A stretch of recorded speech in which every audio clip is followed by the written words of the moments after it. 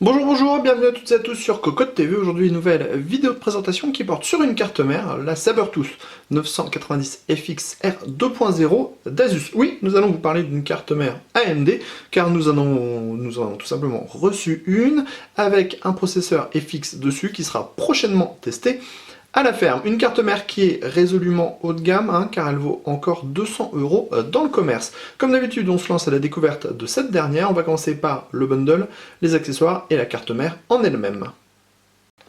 Au niveau du bundle, on va retrouver la backplate noire, différentes notices d'utilisation, 4 câbles SATA, les headers pour relier facilement les power on, reset, HDD LED et toutes ces choses-là, un pont SLI, un autocollant TUF Inside et encore une grosse notice d'utilisation qui cache également les drivers et les pilotes pour la carte mère.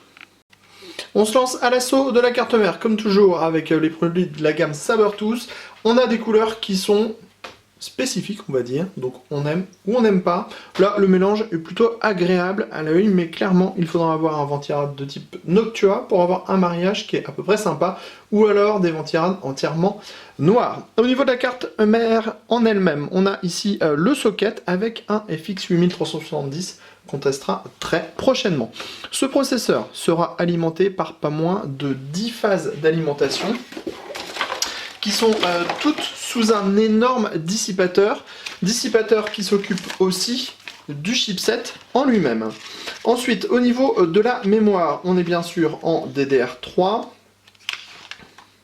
avec une prise en charge de la 1866 MHz au maximum en non nocé, donc en gestion classique. Bien sûr, en overclocking, on pourra aller bien plus loin.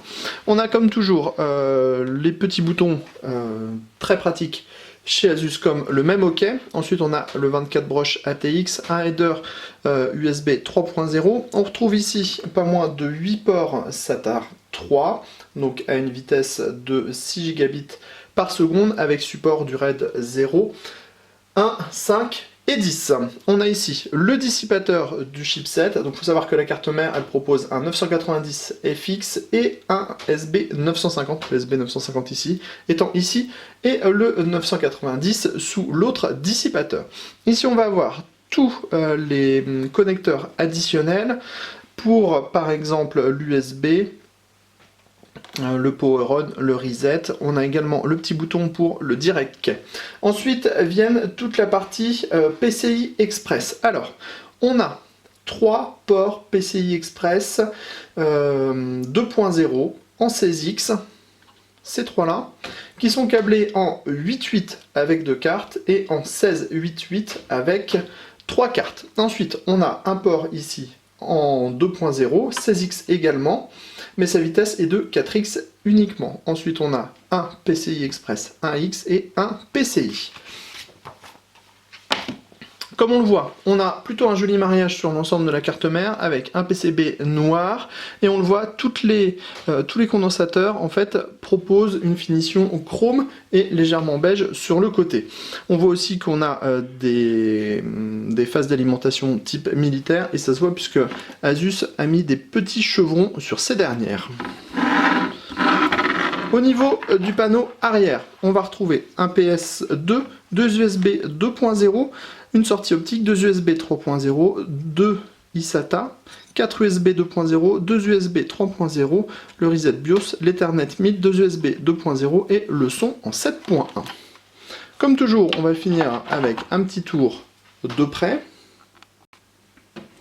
Donc on a le dissipateur avec les 10 phases d'alimentation,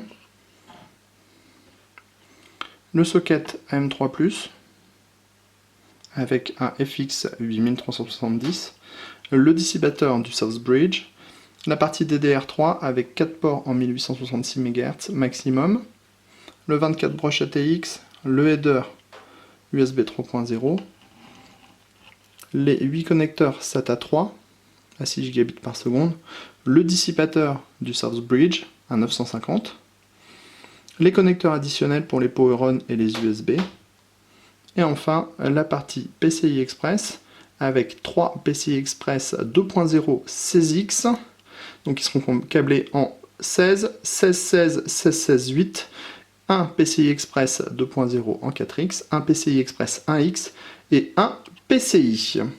C'était la présentation de la Sabertooth 990FX R2.0 sur Cocotte TV et on vous dit à très bientôt pour de prochaines vidéos.